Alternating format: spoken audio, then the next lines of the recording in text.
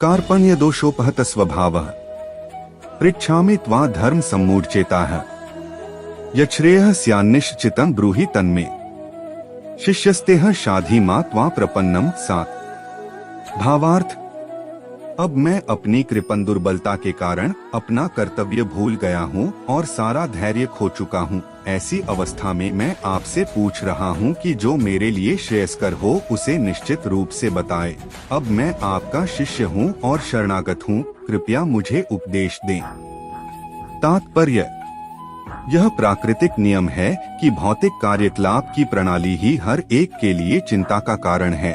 पग पग पर उलझन मिलती है, अतः प्रामाणिक गुरु के पास जाना आवश्यक है, जो जीवन के उद्देश्य को पूरा करने के लिए समुचित पथ निर्देश दे सके। समग्र वैदिक ग्रंथ हमें यह उपदेश देते हैं कि जीवन की अनचाही उलझनों से मुक्त होने के लिए प्रामाणिक गुरु के पास जाना चाहिए। ये उलझनें उस दावाग्नि के समान हैं जो किसी के द्वारा लगाए बिना भभक उठती हैं।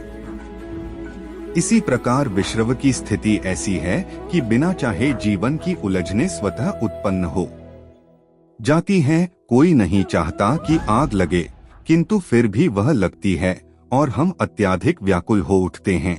अतः वैदिक वाङ्मय उपदेश देता है कि जीवन की उलझनों को समझने तथा समाधान करने के लिए हमें परंपरागत गुरु के पास जाना चाहिए। जिस व्यक्ति का प्रामाणिक गुरु होता है वह सब कुछ जानता है।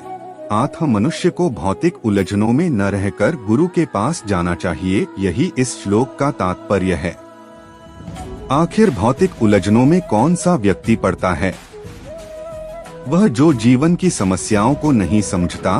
बृहदारण्यक उपनिषद में 3 अगस्त 2010 व्याकुल व्यग्र मनुष्य का वर्णन इस प्रकार हुआ है। यो वा एतदक्षरण गार्ग्य विदित्वास्माल लोकात् प्रतिस्करिपण है।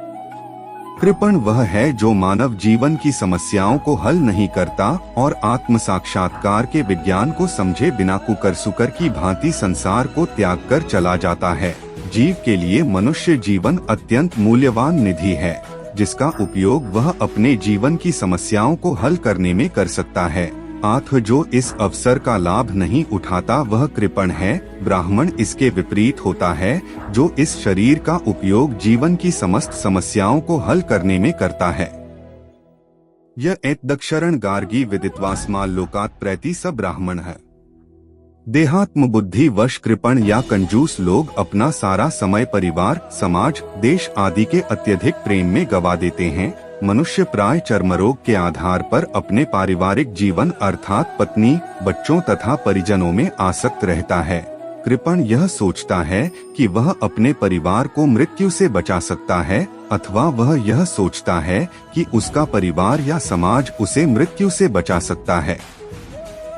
ऐसी पारिवारिक आसक्ति निम्न पशुओं में भी पाई जाती है, क्योंकि वे भी बच्चों की देखभाल करते हैं। बुद्धिमान होने के कारण अर्जुन समझ गया कि पारिवारिक सदस्यों के प्रति उसका अनुराग तथा मृत्यु से उनकी रक्षा करने की उसकी इच्छा ही उसकी उलझनों का कारण है। यद्यपि वह समझ रहा था कि युद्ध करने का कर्तव्य उसकी प्रतीक्षा कर रहा था, किंतु कृपण दुर्बलता, कार्पण्य दोष के कारण वह अपना कर्तव्य नहीं निभा रहा था।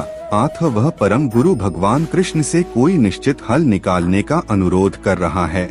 वह कृष्ण का शिष्यत्व ग्रहण करता है। वह मित्रतापूर्ण बातें बंद करना चाहता है।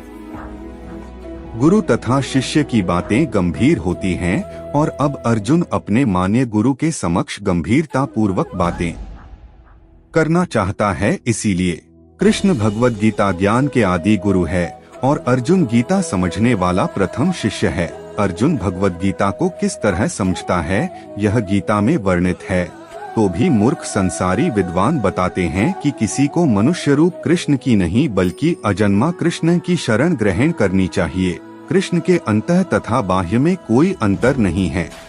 इस ज्ञान के बिना जो भगवद गीता को समझने का प्रयास करता है वह सबसे बड़ा मूर्ख है।